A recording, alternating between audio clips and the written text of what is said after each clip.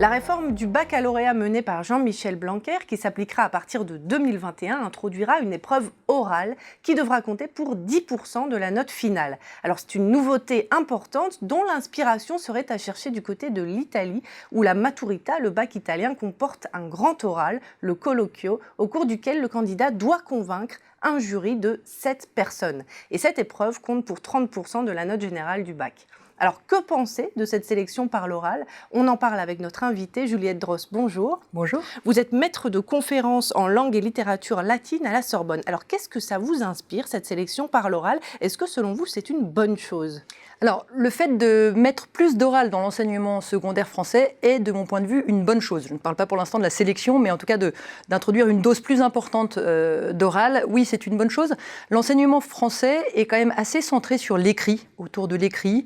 L'exercice roi de l'enseignement français, c'est la dissertation qu'on fait en français, en philosophie, en histoire. Et lorsqu'on fait une dissertation, à l'écrit, on apprend avant tout à argumenter, mais pas nécessairement à persuader. Or, l'argumentation, c'est pas tout à fait la même chose que la persuasion.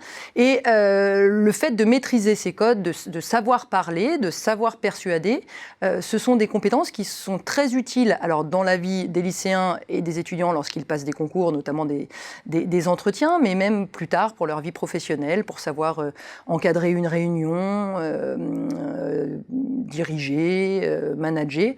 Tout ça, ça fait appel à des compétences qu'on apprend justement quand on apprend la rhétorique, quand on apprend à savoir parler, quand on apprend donc l'oral. Donc oui, c'est une bonne chose, et alors, de mon point de vue. Selon vous, quel va être l'impact sur les discriminations qui peuvent déjà exister et qui dépendent, on le sait, du milieu social des lycéens?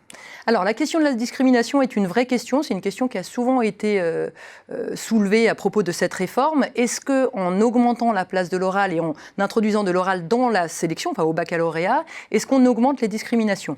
Alors, je n'en suis pas certaine.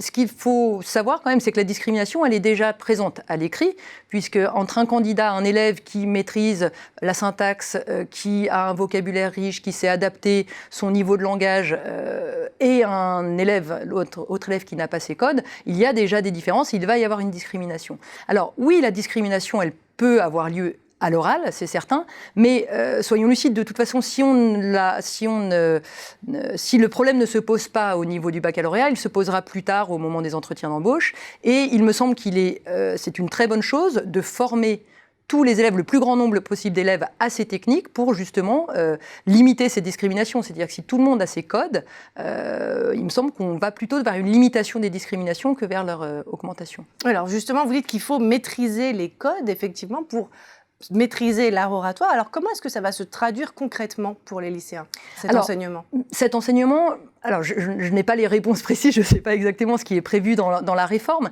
mais on peut penser déjà à introduire de la théorie rhétorique, c'est-à-dire que pour savoir parler, il faut savoir quelles sont les clés de la rhétorique, comment on fait pour persuader. Bon, il y a des clés qui sont codifiées depuis l'Antiquité et qui sont tout à fait opérationnelles aujourd'hui encore. Et puis il faut peut-être augmenter la part des exercices d'oral dans l'enseignement. Et puis on peut penser de manière moins académique, moins formelle peut-être, aussi au développement des concours d'éloquence. Ces concours se développent déjà beaucoup à l'heure actuelle dans les lycées. Et je pense que c'est aussi une bonne chose parce que ce sont des exercices extrêmement formateurs. Alors former les élèves, c'est bien, mais alors qu'en est-il de la formation de leurs formateurs, des enseignants? Alors vous avez tout à fait raison. Si on veut former les élèves, il faut que ceux qui les forment soient eux-mêmes formés à ces techniques. Donc là encore, on peut envisager plusieurs choses. On peut envisager d'introduire de la rhétorique dans les concours d'enseignement, dans les formations des enseignants, au niveau des écoles du professorat, des INSPE qui ont remplacé les ESPE et les IUFM.